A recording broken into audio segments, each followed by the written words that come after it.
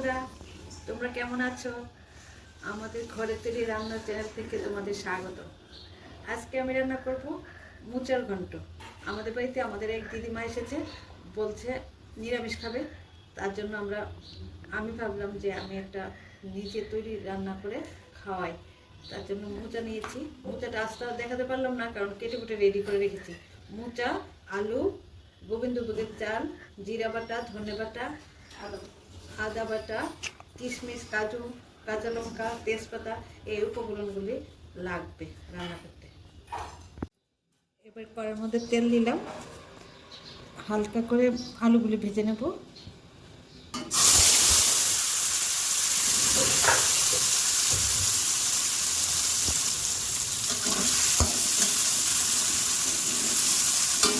আলুগুলো ভাজা হচ্ছে,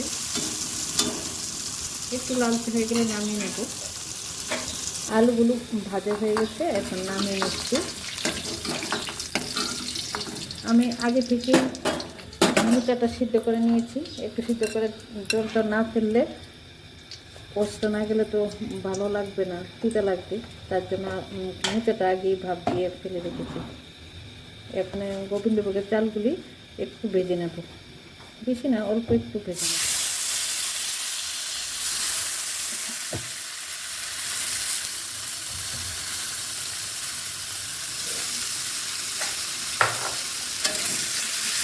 হালকা ভেজে নেব গোবিন্দভোগের চালটা।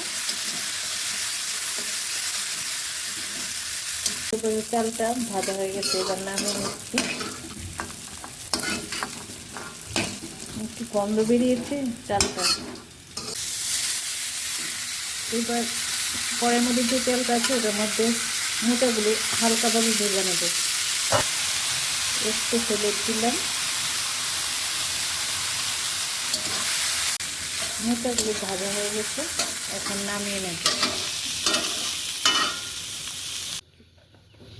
কড়াইয়ের মধ্যে তেল দিলাম, শুকনো লঙ্কা দিলাম, তেজপাতা দিলাম, এলাচি, দারচিনি দিলাম, ফোড়নে 5 ফোড়ন দেব।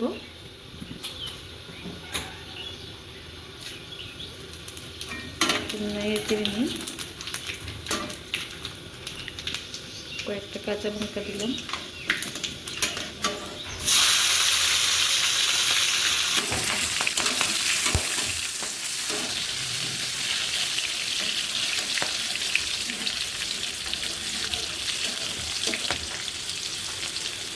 জিরা বাটা, ধনে বাটা,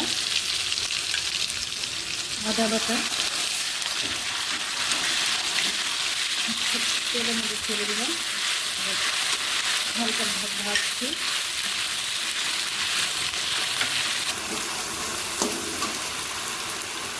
এবার গোবিন্দভোগের চাল, আলু আর মোচাটা ঢেলে দেবো। সঙ্গে সিমের বিচিগুলো দিয়ে দেবো। একটু হলুদ দিলাম, ভালো হয়ে গেছে।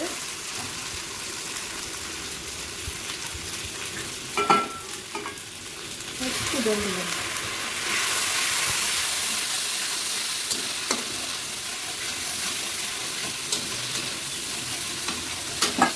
এবার সব উপকরণ ঢেলে দেবো এটার মধ্যে।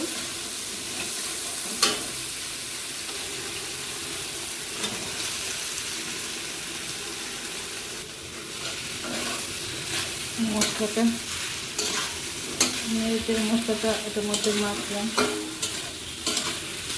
তেলটা তোমাদের স্বাদ মতোই দিও, কারণ আমরা একটু তেল বেশি ইউজ করে ফেলেছি। এবার একটু ঝোল দিয়ে দেব।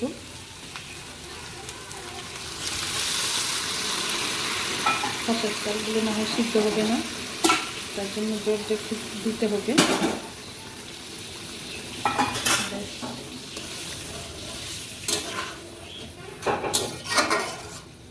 চাল ঘন্ট মোটামুটি রেডি হয়ে গেছে।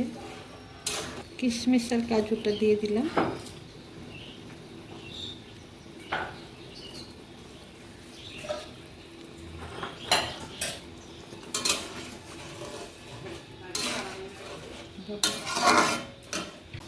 স্বাদ মতো নুনটা দিয়ে দিলাম। তোমরা যদি মিষ্টি খেয়ে ভালোবাসো একটু হালকা করে চিনিও দিতে পারো, আমরা দেব না। একটু ঘি দিয়ে দিলাম, ঘিটা না দিলে ঘন্টার মধ্যে গন্ধটাই আসবে না। কি সুন্দর গন্ধ বেরিয়েছে। এবার গরম মশলাটা দিলাম।